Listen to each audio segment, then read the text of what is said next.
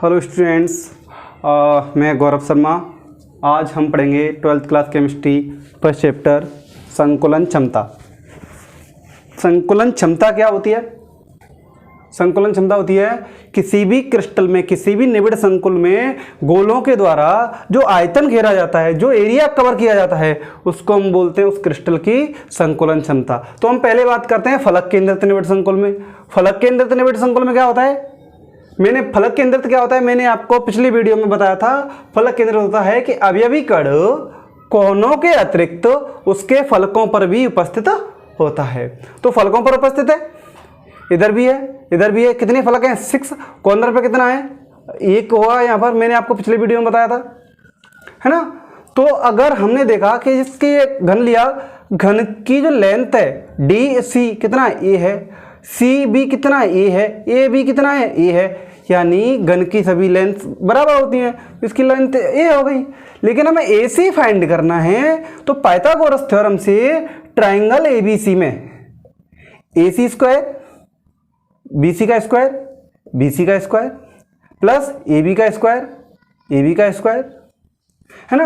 अब ए सी को हमने मान लिया बी, तो B square equal to B C कितना है आपका A C, A square plus A B कितना, ए बी आपका ए है तो A square. B square equal to क्या हो गया? 2a square. तो बी इक्वल टू क्या हो जाएगा? √2a। ये आपकी बी निकल आई। अब बी निकल आई, बी के साथ में हमें बी किसके बराबर है आपकी बी?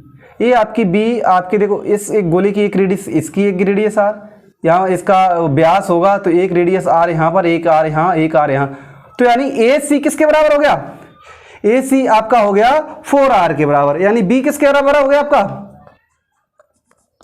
ए सी आपका बी के बराबर है, बी आपका 4r के बराबर है, 4r आपका √2a के बराबर है। तो यहां से a इक्वल टू क्या हो जाएगा? 4r/√2। तो a इक्वल टू क्या हो जाएगा? यहां अंडर रूट से ये कैंसिल हो जाएगा, तो यहां पर क्या हो जाएगा? 2√2 है ना। और r इक्वल टू क्या हो जाएगा? r इक्वल टू हो जाएगा a/2√2, यहां पर ये हो जाएगा। अब देखते हैं संकुलन क्षमता। संकुलन क्षमता का फॉर्मूला होता है, तो उसका जो फॉर्मूला होता है वो एकक कोष्टिका में गोलों द्वारा घेरा गया आयतन इंटू 100 बट्टे एकक कोष्टिका का कुल आयतन। तो एकक कोष्टिका के द्वारा कितना आयतन घेरा जाएगा? यानी एक गोला है तो एक गोले का आयतन, एक गोले का आयतन कितना होता है? गोले का आयतन होता है 4/3πr³। ये एक गोले का आयतन होता है। लेकिन फलक केंद्रित में कितने गोले होते हैं? मैंने आपको बताया था एक कॉर्नर पे होता है आपका 8 कॉर्नर होते हैं। एक कॉर्नर पर इसका पार्टिसिपेट कर रहा है वो 8 होता है, यानी कितना हो गया? यहाँ पे कॉर्नर पे हो गया 1। और फेस कितने होते हैं? 6 होते हैं। लेकिन एक फेस पे कितना आता है? एक फलक पे कितना आता है? 1/2। तो टोटल गोले कितने होंगे? 3 + 4 यानी 4। तो 4 गोलों का आयतन इंटू 100, है ना। और एकक कोष्टिका का आयतन, एकक कोष्टिका का आयतन क्या हो जाएगा? एकक कोष्टिका का आयतन हो जाएगा AQ।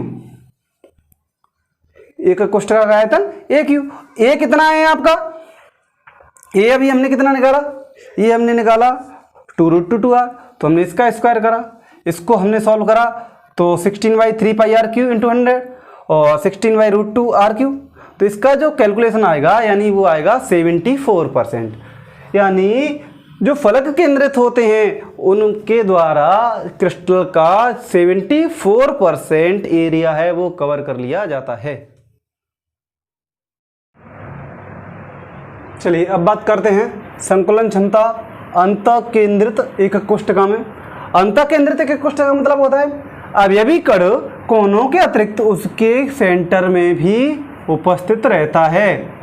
यानी एक आपकी एक एकक कोष्टिका है, उसके अवयवी कण जो कोनों के अलावा उसके कहाँ होगा? उसके अंदर सेंटर में एक होगा, इस तरीके से। तो अवयवी कण में हमने वही ट्रायंगल लिया आपका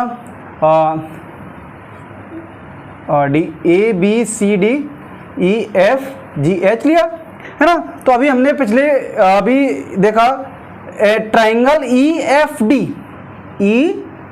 और D, इसमें ये आपकी ए होगी तो बी की अभी आपकी कितनी निकली थी? बी निकली थी आपकी √2a, है ना। बी आपका निकला था √2a। अब आपका ट्राइंगल AFD में ट्राइंगल आपका AFD। आपके पास D आपको मालूम है कितना है, A, B आपको मालूम है कितना है √2a, और आपको AF को फाइंड करना है, तो यानी ये C फाइंड करना, तो C स्क्वायर इक्वल टू क्या हो जाएगा, A square plus B square, है ना। तो A स्क्वायर तो है ही, B स्क्वायर की कितनी वैल्यू थी 2a स्क्वायर। अब ये दोनों को ऐड करा तो यहाँ पे कितना हो गया 3a स्क्वायर।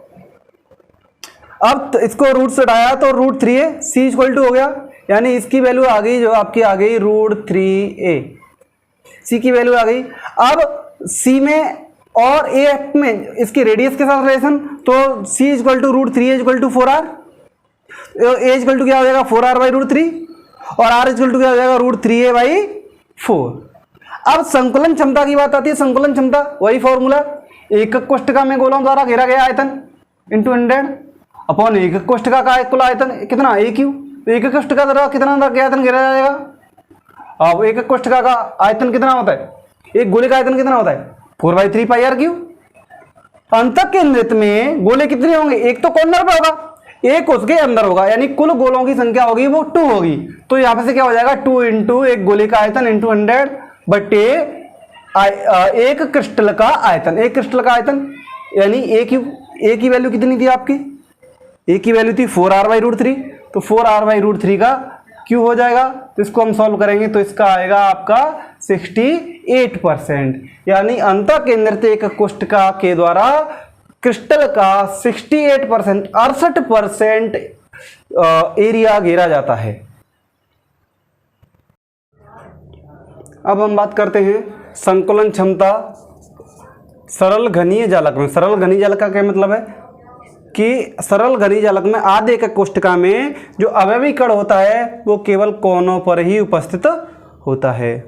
तो जो कोनों पर उपस्थित होता है यानी जो दोनों, मैंने आपको पहले भी बताया था पिछले वीडियो में कि अवयवी कण में जो दोनों कण होते हैं क्रिस्टल में वो दोनों एक दूसरे से सटे हुए होते हैं। यानी ये आपकी ये भुजा हो गई तो इन दोनों की जो रेडियस होगी r और आधा इधर, यानी ये दोनों गोले आपके इस तरीके से चिपके हुए होंगे, तो JR और JR, ठीक है, ये दोनों चिपके होंगे। तो यानी A इक्वल टू क्या हो जाएगा आपका 2r, और एकक कोष्ठका का आयतन क्या हो जाएगा AQ इक्वल टू 2r3।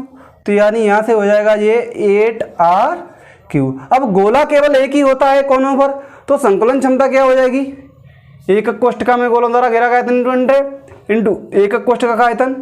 तो एक गोला है तो एक गोले का आयतन 4/3 पाई r क्यूब इंटू 100, और एकक कोष्ठका का आयतन 8r क्यूब, है ना। तो इसको सॉल्व करेंगे तो π/6 इंटू 100, इसका जो आएगा वो आएगा 52.36%, यानी एवरेज आएगा 52.4% आधे एकक कोष्ठका में घेरा गया आयतन होता है।